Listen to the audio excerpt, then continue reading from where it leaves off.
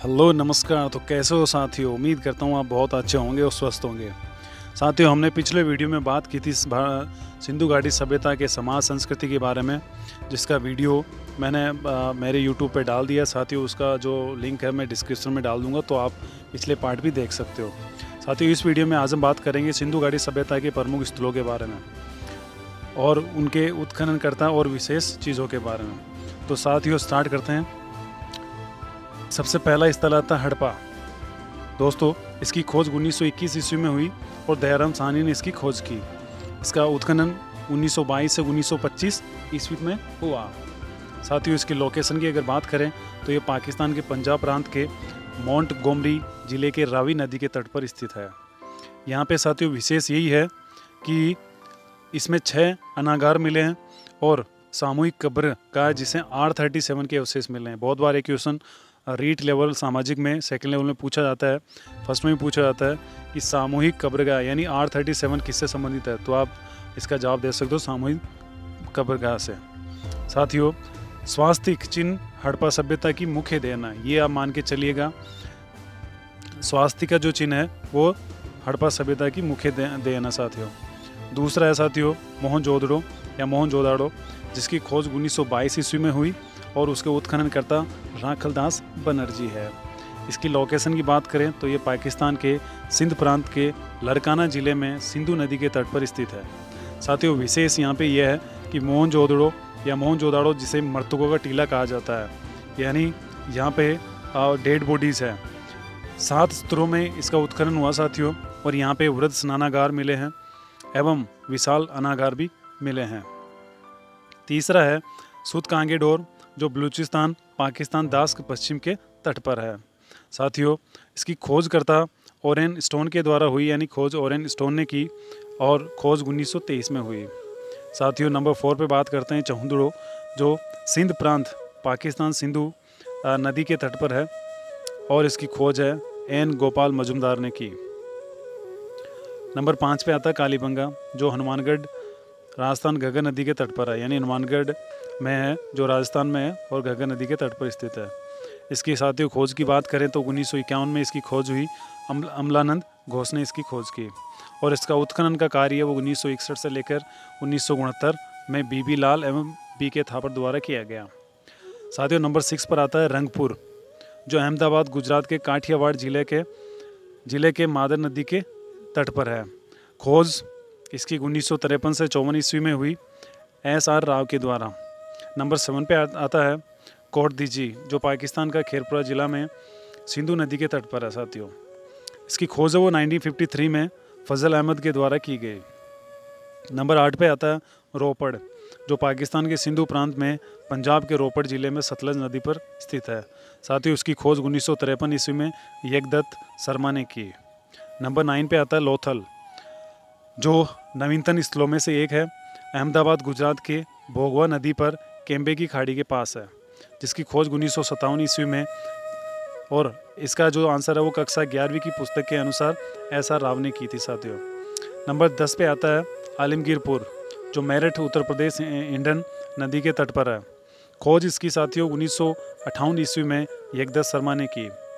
Number 11 पे आता है सुरकोटड़ा, जो कच्छ भुज में है यानी गुजरात में है, और इसकी खोज जगपति जोशी ने की 1964 में। यहाँ पे विशेष ये साथियों कि घोड़े की अस्थियाँ यहाँ प्राप्त हुई है। बहुत बार क्वेश्चन पूछा जाता है कि घोड़े की अस्थियाँ सिंधु घाटी सभ्यता के किस स्थल से प्राप्त हुई है, तो इसका आंसर आएगा सुरकोटड़ा। और तराजू का पलड़ा अनोखी कब्रगाह यहाँ पे मिली है। नंबर 12 पे आता है बनवाली, जो हिसार हरियाणा सरस्वती नदी के तट पर है। इसकी खोज रविंदर सिंह बिष्ट ने 1974 ईस्वी में की। विशेष यहाँ पे यह है दोस्तों कि हल्की आकृति के खिलौने, जो तिल व सरसों का ढेर यहाँ प्राप्त हुआ है। नंबर 13 पे आता है धोलावीरा, जो सबसे महत्वपूर्ण है, जो गुजरात के कच्छ जिले में, और इसकी खोज है 1967 से 1968 ईस्वी में JP जोशी के द्वारा की गई दोस्तों, और उत्खनन डॉक्टर RS बिष्ट ने 1900 से 1991 ईस्वी तक किया। नंबर 14 पे आता है बालाकोट, जो कराची के पास पाकिस्तान में है, और खोज इसकी GF डेल्स ने 1963 से 1974 ईस्वी में हुआ। साथियों, नंबर 15 पे आता है अलादीनो, जो कराची के पास है और सिंधु नदी के तट पर। खोज इसकी WA फेयर सर्विस ने की विशेष यहाँ पे ये है कि ईंटों से बना हुआ कुआं मिला है सब दोस्तों। नंबर 16 पे आता है राखीगढ़ी, जो हिसार जिला हरियाणा में है, और खोज इसकी प्रोफेसर सूरजबान ने 1963 ईस्वी में की। नंबर 17 पे आता है दायमाबाद। दोस्तों दायमाबाद है वो सिंधु घाटी सभ्यता का दक्षिण का सबसे अंतिम स्थल है और महाराष्ट्र में ये प्रवरा नदी के तट पर है, जिसकी खोज बीपी बोपार्दीकर ने 1956 ईस्वी में की है। दोस्तों साथियों, ये तो स्थलों के बारे में, जो सिंधु घाटी सभ्यता में जो स्थल मिले उनके बारे में। अब हम बात करेंगे कुछ महत्वपूर्ण तथ्यों के बारे में जिनसे कुछ क्वेश्चन है वो पूछे जा सकते हैं। तो सबसे पहला आता है हड़प्पा के सामान्य नगर क्षेत्र के दक्षिण में एक ऐसा कब्रिस्तान स्थित है जिसे R37 नाम दिया गया है और इसमें 57 कब्रें मिली है। साथियों ये क्वेश्चन बहुत बार पूछा जाता है, R37 क्या है? तो ये सामूहिक कब्र से रिलेटेड है। हम आगे बढ़ते हैं। लोथल एवं कालीबंगा में युग्म समाधियाँ यानी स्त्री और पुरुष के युग्म समाधान मिले, यानी स्त्री और पुरुष दोनों को भी एक साथ दफनाया गया, ये भी वहाँ पे अवशेष मिले हैं। आगे दोस्तों बात करते हैं हड़प्पा के तरबूज के बीज पाए गए, यानी हड़प्पा सभ्यता के जो लोग थे वो तरबूज भी खाते थे, तरबूज भी उगाते थे, इतने भी एडवांस थे। और मोहनजोदाड़ो में कोई कब्रिस्तान नहीं मिला है। कालीबंगा का अर्थ होता है काली चूड़ियों से है, और भूकंप का प्राचीनतम साक्ष्य कालीबंगा से प्राप्त हुआ, यानी दोस्तों वो भूकंप का ही पता लगा लेते थे, जो कालीबंगा हनुमानगढ़ में है, कालीबंगा और पीलीबंगा। कालीबंगा से सूती के कपड़ों व तंदूरी चूल्हे भी मिले हैं, यानी तंदूरी रोटियां भी वो खाते थे। लोथल में हाथी दांत, अग्नि स्थान एवं एक छोटा सा दिशा यंत्र भी प्राप्त हुआ है। लोथल से वर्ताकार चक्की के 2 पार्ट भी मिले हैं। आटा पीसने की चक्की का ये पूरे सिंधु घाटी सभ्यता का एकमात्र उदाहरण है, यानी दोस्तों वो गेहूं को पीस के खाते थे, यानी इतने वो एडवांस थे कि रोटियां बना के भी वो अच्छे तरीके से खाते थे। फारस की मोहर लोथल से मिली है। लोथल से पैमाने तथा साउल भी मिले हैं, साउल जो मेजरमेंट करते हैं। चहुंदड़ों से पक्की मिट्टी के पाइप वाली नालियों के उदाहरण में लिपस्टिक के साक्ष्य भी मिले हैं, तो यानी लिपस्टिक भी वहाँ के लोग लगाते, स्टाइल में भी पूरा ध्यान रखते थे। रंगपुर आज़ादी के बाद का खोजा जाने वाला प्रथम सिंधु स्थल है। ये मानना कि 1947 के बाद में रंगपुर है जो आज़ादी के बाद खोजा गया पहला स्थल है।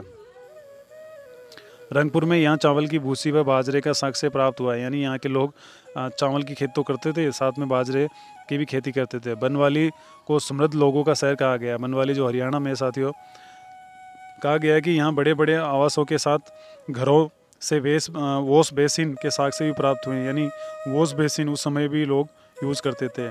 यहाँ उच्च एवं निम्न नगर नहीं थे, बल्कि पूरा नगर एक ही प्राचीर से घिरा हुआ था, यानी बड़े वीआईपी लोग यहाँ रहते थे।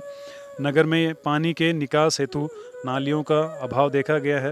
बनवाली नगर में शतरंज की बिसात में जाल के आकार भी मिले, यानी वहाँ के लोग चेस भी खेलते थे। यहाँ जो कि अच्छी किस्म भी प्राप्त हुई है तथा बैलगाड़ी के पहिए भी मिले हैं। तो साथियों ये तो हमने आज डिस्कस किया इस वीडियो में और पिछले वीडियो में सिंधु घाटी सभ्यता के समाज संस्कृति के बारे में।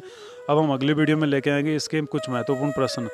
तो साथियों ऐसे ही हमारे चैनल से जुड़े रहिए। अगर आपने हमारे चैनल को द साइलेंट टीचर को यूट्यूब पर सब्सक्राइब नहीं किया तो अभी कर लीजिए। बाकी मिलते हैं अगले वीडियो में, तब तक keep studying, take care and bye bye.